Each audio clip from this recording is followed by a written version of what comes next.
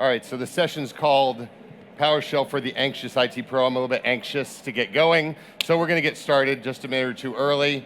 That way, in case I run an extra minute or two long, nobody will get really mad at me. You all know I'm not Jeff Snover, right? There's an awful lot of you here. Jeff did his thing yesterday. My name is Jason Himmelstein, and this is PowerShell for the Anxious IT Pro. How many of you are IT pros in the room? All right, well, that's all of you. Cool, well, good, so we have the right audience at least. I work at Rackspace, I mentioned earlier. I'm not gonna talk about Rackspace during the session. Stop by the booth if you wanna have a conversation about that type of stuff. But I'm the Director of Technical Strategy and Strategic Partnerships. I'm also an Office Apps and Services MVP. They keep changing our names, so I have to always think back on it. That's my particulars. Feel free to reach out to me after the session if you have questions. I'll stick around and do Q&A after for a few minutes, but there's another presenter coming right on. So please reach out. I am doing my podcast with John White tomorrow. I'm a PowerShell guy, I'm a Power BI guy, I don't know what I am. These days I'm doing it all. But we're doing our podcast on the main stage tomorrow morning at 9 a.m. Come stop by, say hi. We just got asked to do it Thursday, so there are not a lot of people registered for that one like there are for this one. So that's that. Subscribe, check it out. It's all about business intelligence and whatnot. And now there's PowerShell for Power BI, which is really cool, so I get to blend the two. Here's my agenda for the session, and hopefully this resonates with you guys. We're gonna talk about, well, I'm doing an introduction right now. Welcome to the party. What is PowerShell? Hopefully some of you are familiar with it. How many of you have never seen PowerShell in your entire life? Nobody. Awesome. So this is gonna be really great. Why is it important? We're going to talk about an introduction to what it is, and then we're going to dig into some functional explanation. In 20 minutes, I can't do a whole lot of demo. I'm going to do very, very limited demo, but I want to explain and help you guys understand what is PowerShell and why would I use it. The do's and don'ts, some syntax and bracketology, and then we'll wrap it all up. And now I've used a full minute and a half out of 20 minutes. I knew I couldn't do that in under 30 seconds. All right, so the changes in the admin world. To give you guys some perspective, I have been in the Microsoft space in the ecosystem for about 20 years now. When PowerShell first came out, I took a look at it and went, this is exactly why I left the Starnix world. I want nothing to do with any of this. I like my click, click, next, finish, right? Anybody that way? I just want to click, click, finish. That's a really nice way to be. I'm a lazy person sometimes, so that's just the way it is. All right, so this for me sort of resonated. I saw this a long time ago. I was like, yeah, we've evolved, and now I just want to sit there and watch my screen paint, and that's about it. But unfortunately, if we want to keep having jobs, it's no longer just a next, finish type of space. So let's talk about what PowerShell is. Well, before we define what it is, let's define what it isn't. It's not the old world of fire and forget, okay? It's not packaged executable. You can do damage to your world. It's kind of developer-centric. You have to have a mind that can understand some code. Don't get scared, okay? I'm gonna make it easier. And it's not too hard for the IT pro world, okay? PowerShell is not scary. It's kind of scary, a little bit. What it is it's a command line environment. Okay? And by environment, we're talking about something that returns actual objects that you can do stuff with. It's not CMD, it's not command, folks. That world, you can still print to screen and that's all great, but you're actually returning objects. It's a Microsoft holistic technology.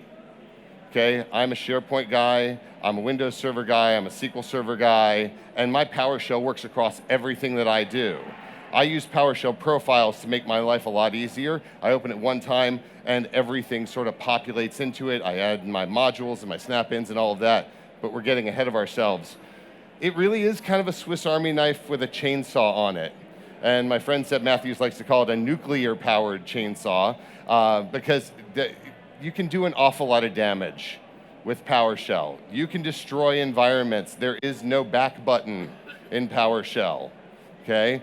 You can try and figure out what you did. There are logs if you turn them on, but there is no back button in PowerShell. It's important to understand. And this is the future of our world as IT pros. All of you identified as IT pros. Well, all the people who were here when that happened. There's more walking in. Okay, all of you identified as IT pros, this is important for us to understand. This is the foundational element of our entire space in the Microsoft ecosystem. It is PowerShell. So, I wanted to find an authoritative definition for you of what is PowerShell. So I went to the authoritative source of truth in the world, Wikipedia. This is actually a pretty good definition. It changes every once in a while, and they change it right back. But I'll let you read for yourself. You're doing things. It's an automation framework. Okay. Now, not everything has to be automated. It can be something that you're doing single tasks, but the goal of this is to be able to automate repeatability, documentability. I like to make up words sometimes, but I think documentability may actually be in a definition in the dictionary right now. Okay, access to COM and WMI objects. And for those of you in the Windows Server world, that kind of matters, right? From the SharePoint side of the world, we're talking to client-side object models with it and things of that nature. But for Windows Server, for SQL Server, we're we're using COM and WMI in order to get to it. So that's a nice Wikipedia definition. Here's mine. PowerShell is an object-based, not text-based. Even though it shows up as text, you are returning an object in memory. Command line interface for Microsoft technologies. Okay, so what does that mean? Let's boil this down yet again. Results that show up in PowerShell can be acted upon, not just read from. Okay? There's very big power in this. Okay? Meaning I can return a set of objects that I can now do something with. This is where the confusion usually starts happening. This is where the panic starts. Okay, now I have all this stuff, and if I'm looking at Windows Explorer, if I'm looking at Task Manager, I see PowerShell having gigs of memory applied to it. It's because you've returned massive amounts of objects. Go off to Active Directory and get all users, get all properties of all users. You will start to load things in if you have very large organizations. Go into SQL Server and do the same thing. You're loading all of that into memory in a command line interface. So we want to make sure that we're disposing of our objects. That's a developer concept, I know. For us, though, it's really, really simple. Type the word exit. Okay? Very simple. Reopen the next PowerShell window. It's great to be able to chain things together, but every once in a while you have to close that PowerShell window and start with a fresh one.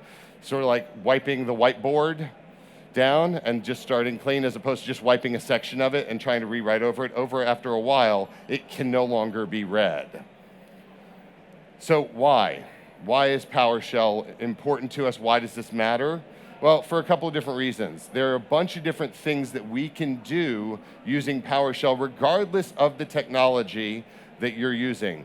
I identify as a SharePoint person, as an Office 365 person. PowerShell works in Office 365. It works in Azure. It works all over the place. There's now Cloud Shell, which you can use PowerShell in Cloud Shell. Very cool stuff. This is for deployment, configuration, management, administration, and development. You can do dev using PowerShell. You can source control PowerShell. In fact, I have a GitHub account that I pay for every month only for PowerShell. Okay? It's really useful because I can then deploy it everywhere I want it to be, and I know the versions, I know the changes that I've done, and while it is code, it's admin code. Okay? But there's a really important concept to all of this. It's called commenting. Okay? We comment our code. I haven't written massive lines of PowerShell in a little while, but usually when I do it, it's because I got really angry at something the product was doing and I decided I needed to do it different or better. So I go and I grab PowerShell and 3 glasses of scotch, and about 3 a.m., I've done a really great thing and all of this stuff, and I have forgotten it by the morning. There's some ways to avoid having that happen. Number one, my wife tells me to stop drinking so much scotch. But secondly, I comment my code now, and it's kind of funny because when I write things like variables, they come out interesting, depending upon when I'm writing. Thanksgiving, they're usually themed. There was turkey, there was cranberries, and I usually end up writing a little story. But it's nice because you can do all of that. You have the ability to do all these things. But let's talk about some of these things And I'm going to show you at the end, if we have time, the hardware of PowerShell. So everybody said that they've used PowerShell before, at least those of you who raised your hands and were honest about it. Those who were too shy, that's okay, I'll show you in the end. There are two ways that we do PowerShell native. One is the PowerShell console. It looks just like command natively. It looks like it, except it takes a second or extra to load. Okay? And then there's the PowerShell ISE, Integrated Scripting Environment. Lots of great stuff that you can do with that. The thing I will encourage you to do is we run PowerShell in the console. We write PowerShell in the ISE. There are certain things, and they're starting to dwindle down, but there are certain things that don't work properly in the ISE. When you hit the run command, you want to take that PowerShell out, copy it out, save the file, and then go run it in a command window. When I write PowerShell, it very frequently looks like this. And because I'm on the demo machine, I can't actually pull up any of my code, but this right here is PowerShell ISE. And right next to it is its friend. Let's see if I can pull this guy across that way. Nope. There we go. This right here. Come here, you. That's PowerShell. Okay, this is the console. Okay, so that's the hardware of this. Let's come back. A couple of terms that we're going to cover real fast. I'm going to do this because I now have 10 minutes. Shell. I just showed you shell. Okay? We're going to cover off these. I want to cover this stuff. It's kind of important. Commandlet. CMDlet. Depends upon where you are in the world, how you spell the thing out. This is how I spell it. You can spell the full word out. You can search for it. When I go to Google Bing for things, I usually do it this way because more people have written it that way. This is the main building block of PowerShell. Okay? I'm going to scoot this that way. Oop. Go back. Here we go. These are mini commands that you can take, and they perform a single action. All right? They're actually .NET classes. I'm going to skip a little bit of that because, again, this is meant to be very high level for IT pros. We have the ability to output one commandlet to the next one to be able to run against the objects that the first one returned.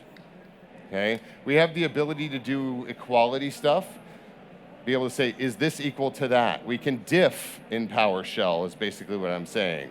Very cool stuff. You can also match and say, does this match that, without truly doing a full interrogation. Modules, okay? Modules, and there are 4 different kinds of modules here. There's a script module, which is a PSM1 file. You have a binary module, which is a .NET assembly, which is a DLL file. You have a manifest, which is a PSD1 file, which most of us write if you're writing one. And then there's the one that I never do, which is dynamic, because it only persists for that one session. And everything that I do, I want to be somewhat repeatable or have the option to be, so I choose not to use dynamic. Hey, that was nice. Okay, moving on, we're going to talk about objects for just a second. These are instances of classes. They have properties and methods. That sounds like Aussies to me. Anybody else? All right. Love the Aussies. Members, properties, and methods of an object, okay? The properties are what an object is, and methods are what you can do with it. So let's pull this all together. All right, I'm going to step up here because I'm going to point. Objects are stuff. Make sense? We return an object, we have stuff. Commandlets, things you can do with stuff. With me so far? All right, let's see if we can go down the rabbit hole. Modules, list of things you can do with stuff. Make sense? Properties, details about the stuff. I want to know about what the stuff is. I ask it a question, it tells me what the stuff is. That's the property. And the methods are instructions for things you can do with the stuff. That, for me, I realized all of these things. I went, wow, that's a lot simpler than I thought it was, because all those other things, all the terms and explanations of DLLs and runtime this and classes that got really complicated. This, for me, is what it's all about. This is the core, is if I understand what my stuff is, I can go and ask a question, get a list of stuff back, Now what can I do with that stuff? What is the next thing that I have to think about with it? What else is there? And there are a couple of ways that we can deal with this stuff. So I'm going to talk about pipelining for just a minute because everybody always asks about pipelining. It's that straight up and down line thingy that you can never figure out how to get. You have to do shift and then like 17 character keys. No, I'm just kidding. It's the one right about the enter key, right? This is how we chain objects together, okay? You ask a question, get me stuff. And then you say what you want to do with that stuff once it's in memory. It gives you that ability. So pipelining gives you that. And the output of a pipelined object becomes the object itself. It does a replacement therein, okay? Here's a quick functional explanation for you. A couple of quick examples of things that you can go right now on your machine and go do. A get dash command. This is verb-noun, and in the abstract, I told you I'd explain to you this verb-noun stuff. We're gonna take an action on a thing. Action thing, action thing. I have an 8 and a 9-year-old, and we're working on grammar right now. This is one of those things. Get, there's a whole bunch of different commands that you can do. Get command will show you all of the commandlets on your machine. Pretty straightforward. Get help will display all of the information about a commandlet. So you would say get help, and then you tell it the commandlet that you wanted to ask a question about, you wanted information about. And get member gets you the list of properties and methods of a command or object. Simple way to explain this. This should look a little bit familiar. Take the first letter of the name of that noun, CHM. Anybody recognize that term? How about now? This is my friend Vlad. He's a PowerShell MVP. This was his little tip. I was like, that is pretty brilliant. If I'm going to share stuff with people, I want to make sure I shared that with them. So this is your way of going off and finding help, finding information about stuff, right? The last couple here are ones that I really like. Get verb. There are a certain number of verbs, that first portion, that are approved. You can get the entire list of verbs just by saying get verb. Spits out the entire list. And then it'll actually, you can do get help on get verb, and it gets really fun. Okay? Start transcript. If you walk away with nothing else, go investigate start transcript. Start transcript creates a log of everything that you do in your PowerShell session. It saves it to disk. And I have a PowerShell profile script out there. If you go to github.com/Jason Himmelstein, you will find my PowerShell profile script, okay? In there, I start transcript. It's one of the very first things that I do. I load in a bunch of modules and things like that, but start transcript should be something that you do every single time, so you have repeatability, you know what you did, you have that log file. If you forget that, you can do a get-history, and it'll tell you everything you've done in that session. But when you close that session, it's gone. There's no log, okay? Lastly, a couple of to-dos, things that you should do. Use variables. Variables, $ anything that you want to do. You can type a bunch of gibberish. You can use turkey. You can use cranberry sauce. You can use stuffing. I may have done this on Thanksgiving when I wrote PowerShell, okay? You can use anything you want. There are no no's in variables except ones that are reserved by the system. The system will spit it out to you and tell you that you're trying to use a variable that is reserved by the system. Okay, do one thing at a time. Call one thing at a time. It'll make your life a lot easier as you're learning PowerShell. Long term, write really long PowerShell. It's great, makes life easy. You can repeat it, you can set timer jobs, all sorts of stuff. Comment your scripts, okay? I'm not kidding, it will save you hours and hours and hours and hours and hours of time. Create scripts using the ISE or an IDE. You can use Visual Studio Code. You can use all sorts of different stuff. You can use Visual Studio Full and do that, and then execute in the shell. Dispose of your objects, close that command window. Type exit, hit the X in the top right-hand corner. It'll take an extra second, but it'll do it for you. Test before using in production. You cannot come live with me if you get fired for doing bad things with PowerShell. I asked my wife already, she said no. Liz will tell you, it's a fact. You can get fired for doing the wrong thing in PowerShell. It's a scary thing. Make sure you test your stuff in dev, and keep in mind, if you do not have a development environment, you only have a development environment, okay? Do stuff first before you go do it in production. Do it someplace where you can test it, okay? Write reusable scripts. Do as much as you can that you can reuse. Don't vary your variables. This is dangerous, okay? Don't rewrite your variable and say, I'm going to use that same variable for this other thing. Have one variable, have it do a thing. That way you know what you're calling. Your code will be much happier. Try not to hard code things in your script like passwords. Don't do that. That'll get you fired too, okay? Don't take code from the internet or a vendor or Vlad and just run it in your environment. Vlad's code's good, but you should read everything you're going to run in your environment before you do it. All right? Don't assume that code is not harmful. It is. It is there to do things in your environment, not, oops, did you mean to? Let's go back. There is no back button. I've said that a couple times. And make sure you run your code, and don't run your code in the IDE. I can't stress that enough. Make sure you run it in command window. Couple of syntax things. Comment is the pound sign. Add is a plus sign. Equal is equal sign, or -EQ. Not equal is a bang, -NE, and -not. The deck will be available. This is all being recorded, so if I have to go because I need to keep moving, because I'm actually over time now. Bracketology.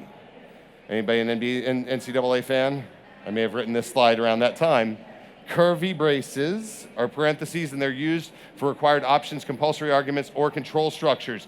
Curly braces, we're not developers, right? I don't know the real names of these things.